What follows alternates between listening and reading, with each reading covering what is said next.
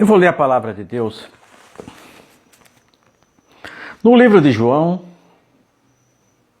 no capítulo 4, o versículo 1 a seguir. Porque esta mensagem não precisa nem que venhamos discorrer sobre ela depois, pois ela por si, ela fala. O título, ou a epígrafe, como queira chamar, é A Mulher Samaritana. Isso é, uma descendente de Samaria, da cidade formada por 10 tribos de Israel. País, na verdade. Diz assim: E quando o Senhor veio a saber que os fariseus tinham ouvido o que Jesus fazia e batizava mais discípulos do que João, ainda que Jesus mesmo não batizava mais os seus discípulos, deixou a Judéia e foi outra vez para a Galileia. Vou dar uma paradinha aqui para que os cristãos de hoje possam espelhar-se nesse texto. Esse texto você pode extraí-los deles dezenas de mensagens, mas eu quero só relembrar um pouquinho. Diz aqui que Jesus, nessa caminhada, Jesus deixou a Judéia e foi para a Galileia. Sabe quantos quilômetros dá da Judéia para a Galileia? 920 quilômetros. Então as pessoas achavam que Jesus caminhava, tá aqui, deu um pulinho, tá ali. Não é verdade. Era caminhada de dias e até de meses. Nesta caminhada, nesse deslocamento em que ele vai passar por Samaria, Jesus anda 920 quilômetros. Segundo o próprio o Google. E era ali necessário passar por Samaria. Foi, pois, a cidade de Samaria, chamada Sicar, junto à herdade que Jacó tinha dado a seu filho José. E estava ali a fonte de Jacó. Jesus, pois, cansado do caminho, pois não era uma viagem de um dia ou nem dois, assentou-se assim junto à fonte, e era isso quase a hora sexta, isso é meio-dia. E veio uma mulher de Samaria tirar água, e disse-lhe Jesus: dá-me de beber. Porque os discípulos tinham ido à cidade comprar comida. Disse-lhe, pois, a mulher samaritana: como sendo tu judeu, me pedes de beber a mim, que sou mulher samaritana? Porque os judeus não se comunicam com os samaritanos. Jesus respondeu e disse-lhe: se tu conheceres o dom de Deus, e quem o que te diz, dar-me de beber, tu lhes pediria e eles daria água viva. E disse-lhe a mulher: Senhor, tu não tens com que tirar, o poço é fundo. Onde, pois, tem água viva? És tu maior que Jacó, nosso pai, que nos deu o poço, bebendo ele próprio dele, e os seus filhos, o seu gado? Jesus respondeu e disse-lhe: qualquer que beber desta água tornará a ter sede. Mas aquele que beber da água que eu lhe der, nunca terá sede, porque a água que eu lhe der, lhes fará nele uma fonte de água que jorra para a vida eterna. Disse-lhe a mulher: Senhor, dá-me dessa água para que eu não mais tenha sede e não venha aqui tirá-la. Disse-lhe Jesus: vai, chama teu marido e vem cá. A mulher respondeu e disse: não tenho marido. Disse-lhe Jesus: disseste bem, não tenho marido, porque tiveste 5 maridos, e o que agora tens não é teu marido. E isso disseste com verdade. Disse a mulher: Senhor, vejo que és profeta. Nossos pais adoravam nesse monte, e vós dizeis que é em Jerusalém o lugar onde deve adorar. Disse-lhe Jesus: mulher, crer-me que a hora vem em que nem neste monte, nem em Jerusalém adorarei ao Pai. Vós adorais o que não sabeis, Nós adoramos o que sabemos porque a salvação vem dos judeus. Mas a hora vem, e agora é, e que os verdadeiros adoradores adorariam o Pai em espírito e em verdade. Adorarão o Pai em espírito e em verdade. Porque o Pai procura os tais que assim o adoram. O texto vai mais além, mas eu quero me deter nisso aqui. Lemos o texto todos para que compreendamos que depois de uma viagem, talvez de 15 ou 20 dias, o texto na escrita dá um a entender, parece que Jesus saiu aqui da Judéia e entrou mas não foi. Não é bem assim. É uma distância um pouco da Judéia para a Galileia. É diferente daquela história que nós falamos, pregamos de Jericó, porque havia duas Jericó, Jericó antiga e a nova. Jesus estava realmente muito cansado. Mas Jesus, mesmo cansado, não deixou de pregar a palavra do Pai. Jesus sacrificou a si mesmo. Hoje a pessoa não anda 2 quilômetros para ir à igreja, se o carro não for buscar, não vai. Jesus nessa caminhada havia andado 920 quilômetros. Estava exausto, estava cansado, literalmente cansado. Mas Jesus não deixou de pregar o Evangelho. Mas o que é que me chama a atenção nesse texto? O versículo 23. Quando Jesus esclarece para aquela mulher que o lugar de adorar a Deus não é importante. Jesus esclarece para aquela mulher que as barreiras físicas, que os templos, não faz a menor diferença diante de Deus. Que igreja tal, igreja essa ou aquela, a minha igreja é maravilhosa, tem púlpito de vidro, não sei mais o que. Isso não interessa para Jesus. O lugar que você está adorando a Deus não pode interferir na sua vida.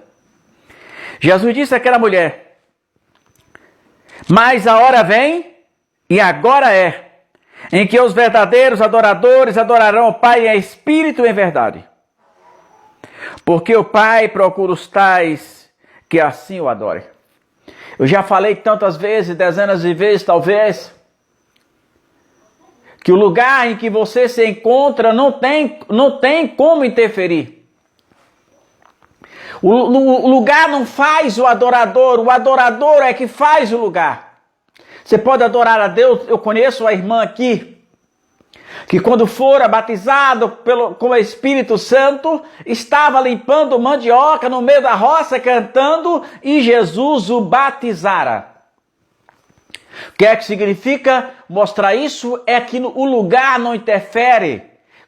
Onde é o lugar ideal para adorar a Deus? O lugar ideal para adorar a Deus é aonde se encontra um adorador. Aonde tem um adorador, ali tem o lugar ideal. Ideal para adorar a Deus. Então a adoração a Deus não depende do lugar. Adoração a Deus não depende do lugar. Adoração a Deus depende do adorador.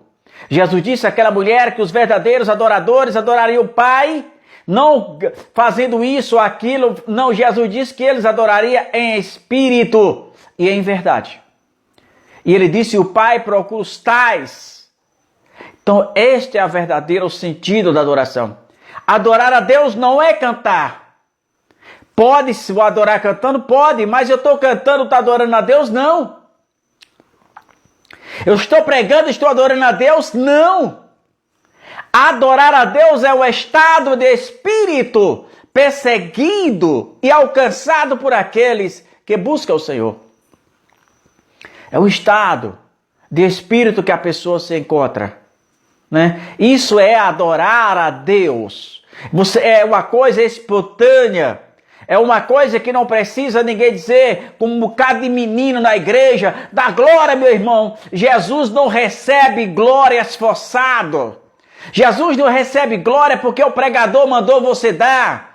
Porque isso você está perdendo o seu tempo servindo de palhaço. A glória deve partir do mais profundo do seu coração. Porque adorar a Deus não se adora da boca para fora. O profeta Isaías escreveu, Deus mandou ele escrever: eis que esse povo me honra de lábios, mas seus corações estão longe de mim. Então adorar a Deus é um estado de espírito.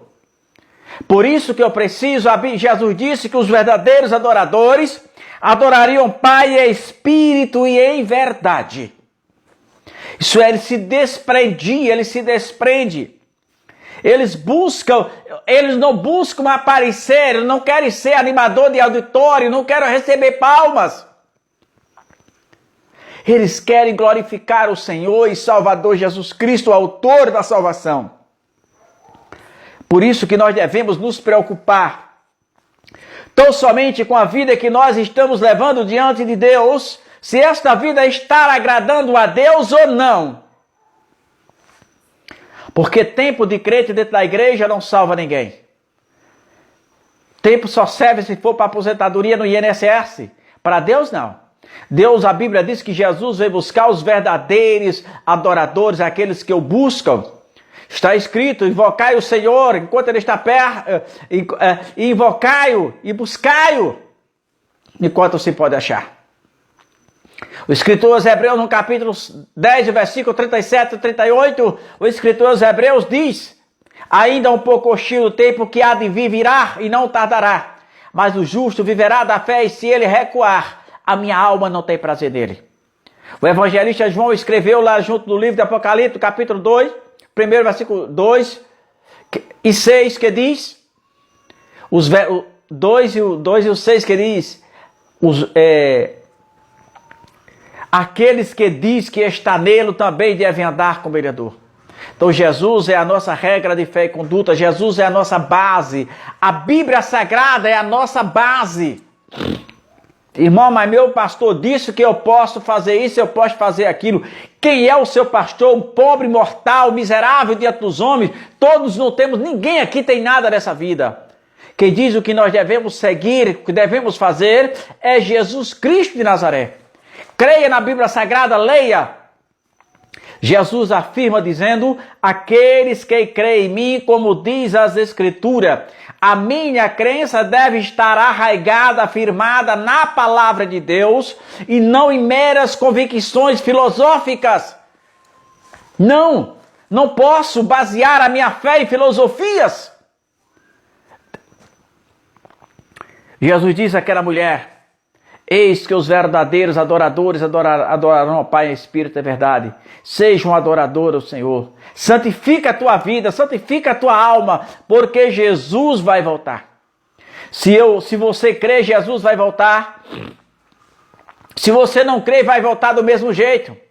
Para não fazer como aquele ator, aquele asno. Talvez seja até um sentido pejorativo para o asno, comparar aquele ator que estava dando uma entrevista essa semana de um asno. Talvez seja pejorativo para o asno. Quando ele disse que Jesus não estava acima de todos, porque ele não cria em Jesus, portanto, como é que Jesus podia ser superior a ele se ele não cria? Aquilo é um asno, um abestado, um louco, um nécio que não sabe nem o que diz. Como de coisa que aquela estupidez dele interfira na divindade de Cristo? Aquele asno, acreditando ou não, Jesus é superior a todas as coisas. Cada molécula do seu corpo foi ele que fez. Então tem muita gente brincando com Deus, mas Jesus vai voltar. Quando Noé falara isso, as pessoas o chamaram de louco. Vou continuar dizendo, há dois caminhos, céu e inferno. O céu e o inferno, e a escolha não é de Deus. A escolha para o céu, para o inferno, não é de Jesus Cristo de Nazaré. A escolha, quem define quem vai para o céu ou para o inferno, é o próprio homem. São as nossas ações, as nossas atitudes que dirão aonde e com quem passaremos a nossa eternidade. Agora hoje, na época de Noé, teve uma arca. E hoje nós estamos dizendo a arca é Jesus. Escapa com a tua vida enquanto é tempo. Entra nessa arca, aceita Cristo como seu Salvador. Ainda existe esperança para você.